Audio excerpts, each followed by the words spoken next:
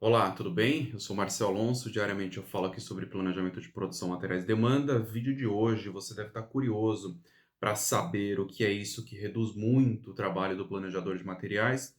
E isso não vale só para o planejamento de materiais, tá? Para o planejamento de produção é a mesma coisa. Eu vou trazer aqui algumas ideias para você poder refletir aí sobre o seu processo de planejamento. Primeira coisa é que você precisa pensar é que um conjunto de soluções é melhor do que uma solução, tá? Então, um conjunto de formas de fazer o planejamento é muito melhor do que uma forma só para poder executar o planejamento. E por que que eu estou falando isso, tá? Em muitos casos, quando a gente chega em alguma empresa para poder avaliar o planejamento de materiais, e depois eu vou entrar no planejamento de produção também para você entender o que eu estou falando. Quando a gente vai avaliar o planejamento de materiais, em muitos casos é uma solução que resolve o planejamento de materiais, ou que teoricamente resolve. E tudo que vem de uma solução, normalmente não é a melhor solução, tá? E você vai entender isso muito bem.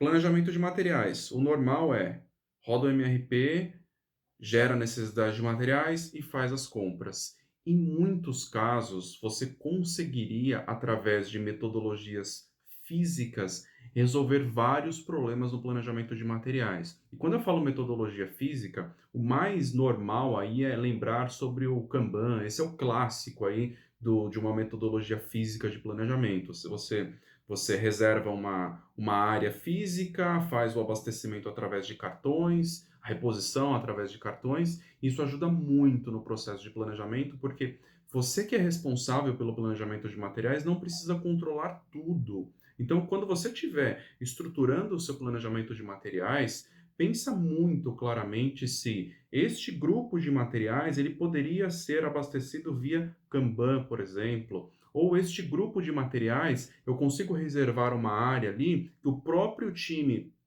do almoxarifado consegue controlar o abastecimento. Ou o próprio time do almoxarifado me avisa, do armazém almoxarifado, enfim.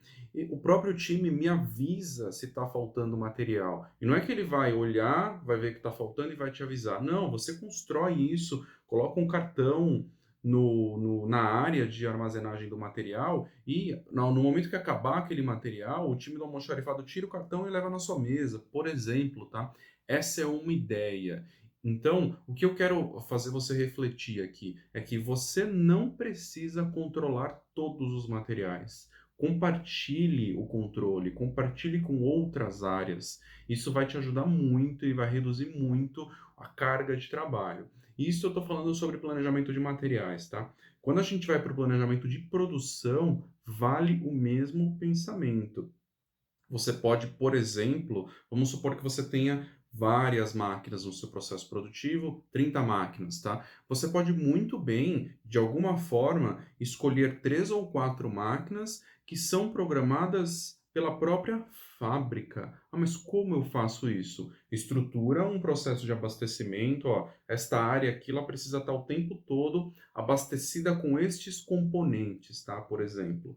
E a própria produção vai organizando o sequenciamento e as trocas nesse grupo de máquinas para poder manter aquela área abastecida. O seu único trabalho vai ser olhar, ver se está abastecido ou não, levar alguma orientação e, antes disso, né, construir o processo, dimensionar a capacidade desse grupo de máquinas, né, porque você tem que ter isso muito redondo para poder abastecer os componentes que você está trabalhando e aí depois o seu trabalho é ficar administrando isso de uma forma muito mais tranquila do que fazer o sequenciamento de todas as máquinas. Pense nesse grupo de 4 máquinas se tivesse, por exemplo, 20 componentes. São 20 componentes que você não precisa mais planejar. E, de novo, você precisa estruturar isso de uma forma organizada, tá? Isso precisa